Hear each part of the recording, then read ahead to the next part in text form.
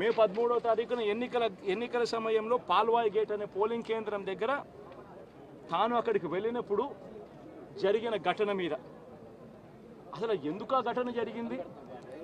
ఎవడన్నా కొద్దో గొప్ప కనీసం ఆలోచన చేసేవాళ్ళు ఎవరైనా ఆలోచన చేయాలి కదా.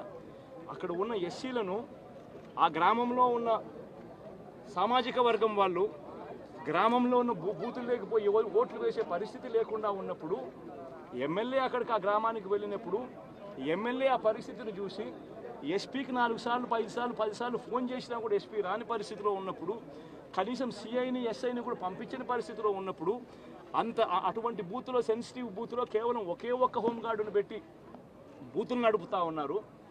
అటువంటి పరిస్థితిలో అన్యాయం జరుగుతూ ఉందని చెప్పడం కోసం, అన్యాయం జరుగుతూ ఉన్న వాళ్ళ పక్షాన్ని నిలబడడం కోసం ఎమ్మెల్యే లోపలికి పోయి ఈవీఎంను పగలగొట్టే కార్యక్రమం జరిగింది.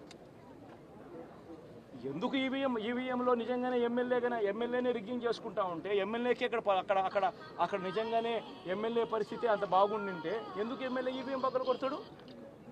అక్కడ పరిస్థితి బాగలేదనే కదా, అన్యాయం చేస్తూ ఉన్నారనే కదా. అక్కడికి పోయినప్పుడు అన్యాయం చూశాడు కాబట్టే కదా ఈవీఎం పగలగొట్టాడు.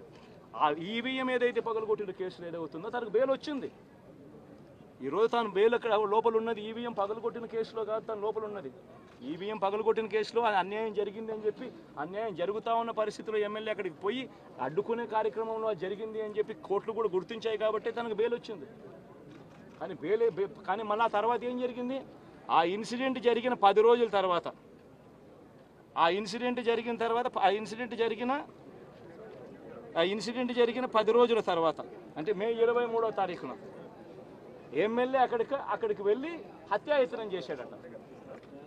అదే పోలింగ్ బూత్లో హత్యాయత్నం చేశాడంట. ఎవడన్నా బుద్ధునోడు ఎవడన్నా నమ్మదానికి ఉందయ్యా? ఎవడన్నా ఎమ్మెల్యే అనేవాడు అక్కడికి పోయినప్పుడు వాళ్ళు చేస్తూ ఉన్న రిగ్గింగు, ఎమ్మెల్యే దానికి అడ్డుకునే కార్యక్రమం చేస్తూ ఉంటే ఎమ్మెల్యే అక్కడికి పోయి ఎమ్మెల్యే హత్యాయత్నం చేస్తాడా? చెప్పడానికైనా హద్దు పొద్దు ఉండాలి కదా. 10 రోజుల తర్వాత ఎమ్మెల్యే హత్యాయత్నం చేశాడని చెప్పి కేసు పెడతారు 10 రోజుల తర్వాత. ఇప్పుడు నిజంగానే అటువంటి ఇన్సిడెంట్ జరిగిందంటే సిట్టు 17వ తారీఖు నుంచి, మే 17వ తారీఖు నుంచి 20వ తారీఖు లోపల మధ్యలో ఇచ్చిన రిపోర్ట్లో, ఆ సిట్లో అది చెప్పాలి కదా, ఇట్లా జరిగింది, ఎమ్మెల్యే అనే వ్యక్తి హత్యాయత్నం చేసే కార్యక్రమం చేశాడు అని చెప్పి రావాలి కదా. మరి ఎందుకు సిట్ రిపోర్ట్లో రాలేదు? ఈ రకంగా ఒక మనిషిని కేవలం 4 సార్లు ఎమ్మెల్యే, తాను 2000 కన్సిస్టెంట్గా 4 సార్లు ఎమ్మెల్యే గెలిచాడు. 2009లో గెలిచాడు, 2011లో